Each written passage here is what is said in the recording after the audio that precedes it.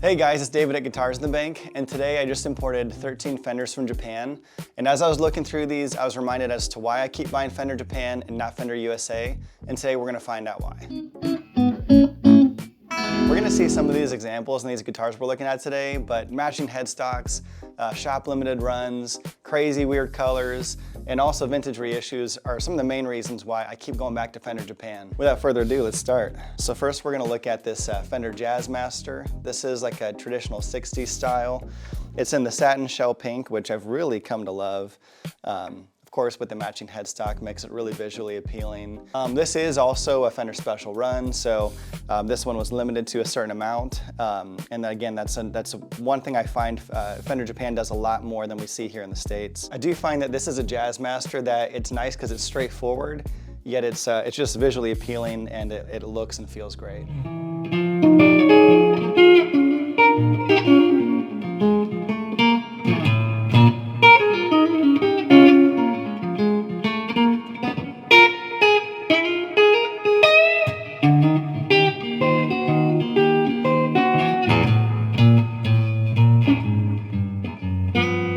Joe, just give me some of your impressions just playing through that for the first time. Well, it's beautiful. It's so easy to play.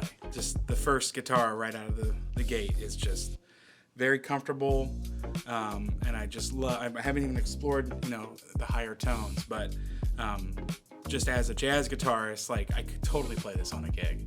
All right, next one we're gonna look at is a Fender Strat in that Sherwood metallic green. And for me on this one, I just like how visually appealing that finish is. It does really nicely against the tortoiseshell pickguard. And of course, we always have to have the matching headstock whenever possible. Yeah, I think the metallic Sherwood green is a color you don't see very often here in the States. Also, I do love that a lot of these Fender Japan Strats will come standard with a bone nut. Makes for a really nice upgrade. You don't have to worry about changing that out later. But if you're looking for something that's really striking, visually appealing, but not obnoxious, this is the ticket right here. All right, this next one is one of my favorites from the batch. They call this like an azure metallic finish. And it's kind of cool if you look at it, it either kind of looks like a dark blue or even kind of gives off a little bit of a purple tinge depending on the lighting. This is a hybrid telly, and what I love about these, this is something that you see a lot more in Fender Japan that throws people off here in the US, is you actually have four-way switching on the Telecaster as opposed to the standard three-way. Again, beautiful matching headstock. This guitar is really in incredible shape. It's only like lightly used. More of a modern telly, but really a timeless, interesting look.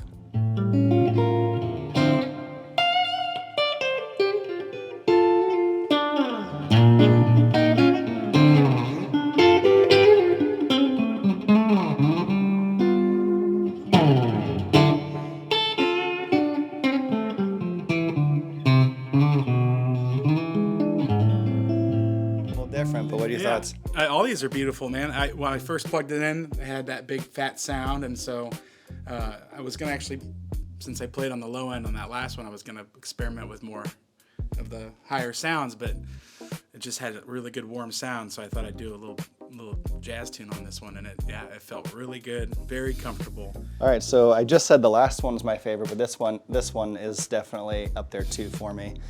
The finish is Jasper Olive Metallic, and this is another more modern Telecaster hybrid. Again, the four-way switching, which you just don't see in the US tellies nearly as much. This one is a Fender special run, so this was a shop limited run to a certain amount of numbers. And this does have the matching headstock again. And I do love that on a lot of these nicer Fender Japans, they'll have the cloth wiring on the bridge pickups. Definitely gives you like a nice vintage sound on the pickup. But yeah, this one's up there for me. Next one, this is actually part of a series that we had bought a huge amount of the collection of, which we will link in the description below the video that we had of this collection. But this is like a traditional 60s pearl white with the gold hardware. And I love the way the pearl white plays off the gold finish on this one. I definitely gravitate towards these guitars, not just because they're visually appealing, but I also they're really not that available in the US, so every time I get a chance to buy one, I'll snag it up. This one may be the most interesting finish of all the guitars, and it's a bass. This one they call a Celeste Blue Flame, and you can see, when you look at the center finish here, it's a really nice flame with sort of like the wood grain really visible. But then what I really like, what actually makes it pop so well, is that it kind of fades into sort of this Daphne blue on the sides.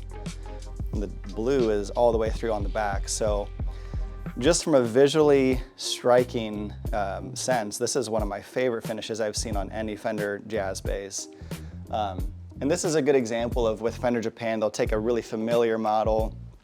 Everybody knows the Fender jazz bass, but they'll spruce it up with a finish you just don't see in the US models. Of course, I'm also a sucker for all maple neck boards on a bass. I think it just gives it a nice punch, a nice slice through the mix, and of course a bone nut to boot.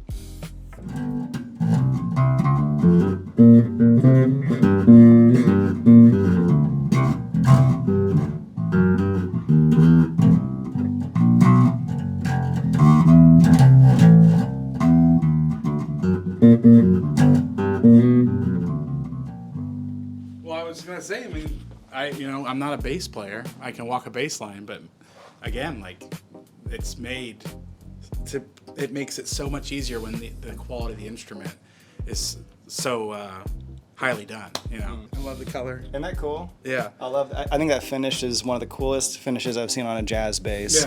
Yeah, definitely.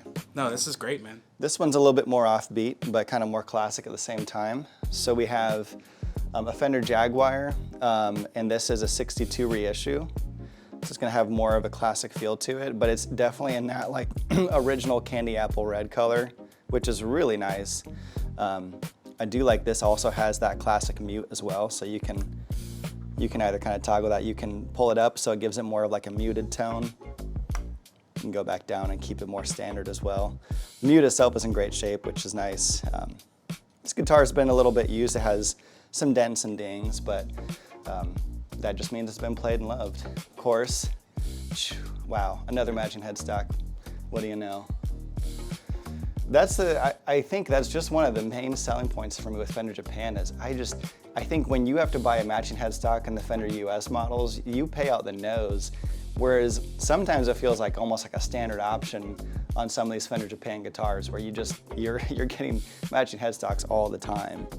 But yeah, the Jaguars, they've become a lot more popular too. I feel like for a long time it was really just like the indie guys playing the Jaguars, but I think people are starting to realize these are really overlooked.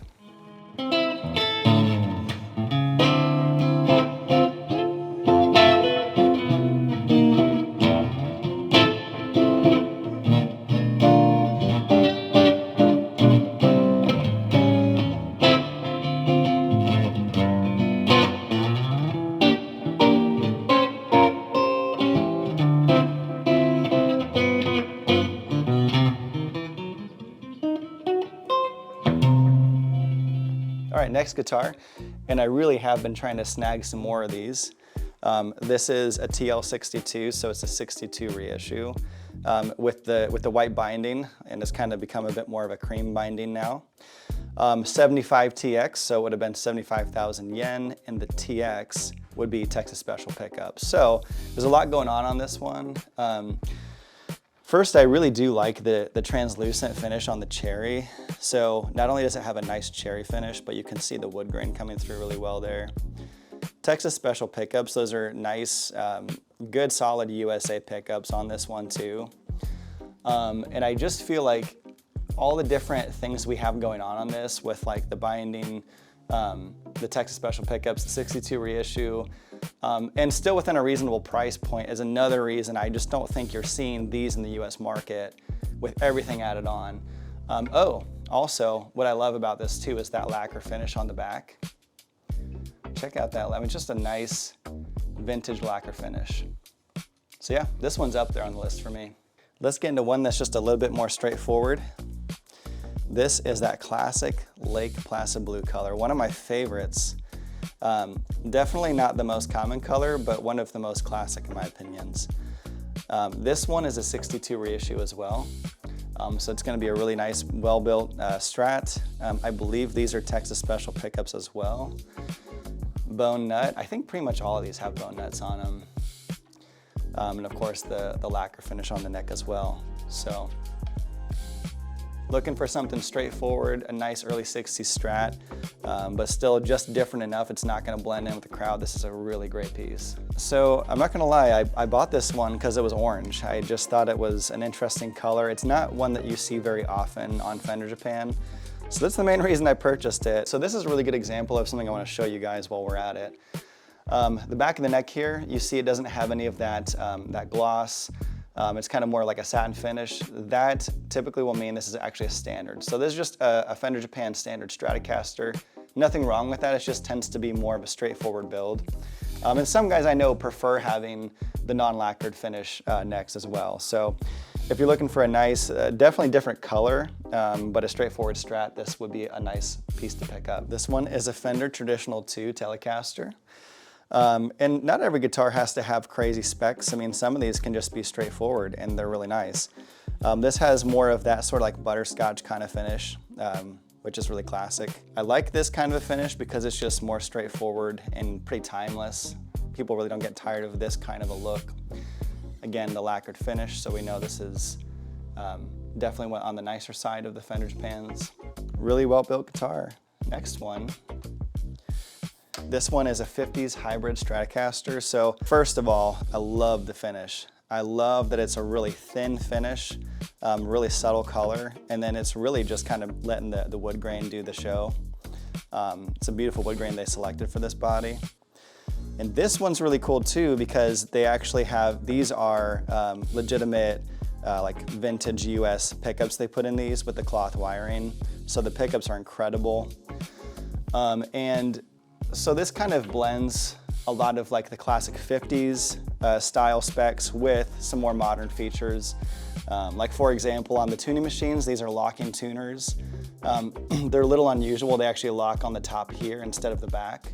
So the back is still gonna have that classic vintage style tuner. But yeah, definitely, I think bargain-wise, one of the better Strats for what you're getting.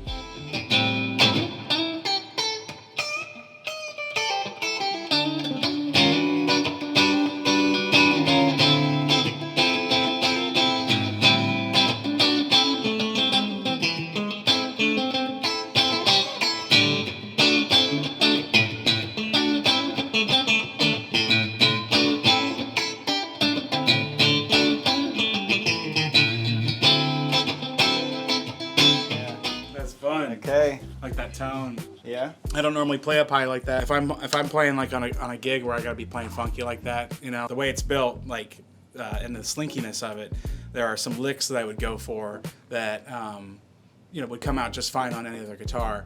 But again, like, just the way it bends or the way it allows me to express myself surprises me, you know. And it's, you know, it's not like it's making me play better.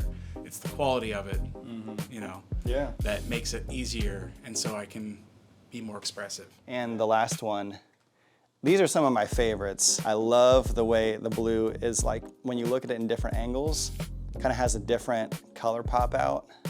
It's not super dark, but it's also not super light either. This also has the photo flame neck, which I'm crazy about. Even though this one has seen better days, I actually like that it's had some of these cracks. It kind of gives it a cool story. All these cracks they're visible, but they're solid. The only imperfection we had when we brought it in, there was a chip out of the photo flame, which we used some CA just to kind of sand it down and bring it level. So when you're playing, you're not gonna feel it anymore, but you can see it. Gives it a story. This is part of the 40th anniversary. So these were made in 1994. So there's not a ton of these out there. And I think with the blue color here and the matching headstock and the photo flame neck, this one's definitely one of the standouts in my opinion. All right, cool. So that's all we're gonna go through today. So, but first, before we wrap up the video, I wanna ask Joe, if you were gonna walk out here today with one of these guitars, money was no object, you just walk out the door with it, what would it be? Oh, the very first one I played. The very first one? Oh, yeah. Okay, let's take a look at it again. Yeah. The color, I love, the color's fun, and it's not like a crazy pink, you know? It's subdued, but it's just different enough. But just the oh man, the tone on it and the playability. I mean, the playability of all of them were good. But I just really like this one the most, definitely, for sure. Thanks, man. Well, hey, guys, appreciate you sticking around for the video. And I do want to say, I'm not saying that Fender USA is bad. I'm just saying that these are some really good reasons as to why we consistently buy Fender Japan. So anyways, if you like this kind of video, go ahead and like and subscribe, and we'll see you in the next video. And Cool? so I get this one for the... Yeah, that's for the gas. Okay, cool. All right.